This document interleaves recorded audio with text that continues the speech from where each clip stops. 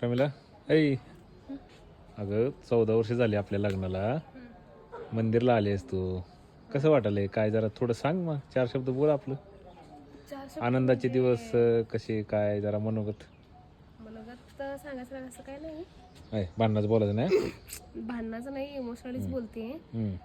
सुख दुःख सगळी बघितली, पण असं दुसऱ्यासारखं आपण दोघांनी कधी विचार नाही केला की सोडून जायचं, मरून जायचं. मस्त बोलला, पण दुसऱ्या दिवशी परत काय झालं की काल रात्री म्हणल्यासारखं असा आपला विषय असायचा. ते एक.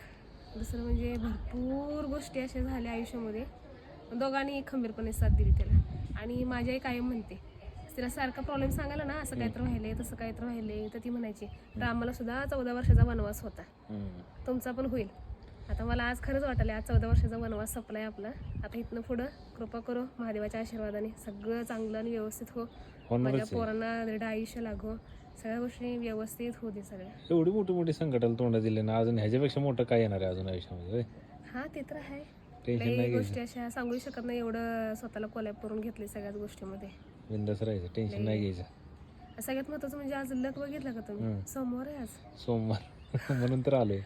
ते आपण जरी महादेवाची पिच्छा सोडली ना, महादेव काय आपला पिच्छा सोडत नाही. त्यांचा आशीर्वाद आहे आपल्यावर. मग काय. आणि इथं आल्याशिवाय असं बरं वाटत नाही. कुठेही तुम्ही मला 5 स्टार हॉटेलमध्ये जर नेला असं ना जेवायला, त्याच्यापेक्षा हे सुकले बरं वाटले मला. देवाचा देव महादेव एवढा मोठा आशीर्वाद आपल्या पाठीमागे. आपल्या दोघाला अनुभव आहे ना आजपर्यंत, आहे की नाही? लय मोठा.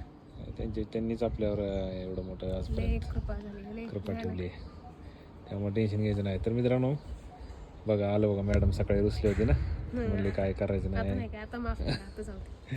तुम्ही मनाने आणली ना, त्याच्यातच मला लई भारी वाटलं. मग मनाने काय, तुला नाही करायचं कुणाला करणार आहे? चल बाय.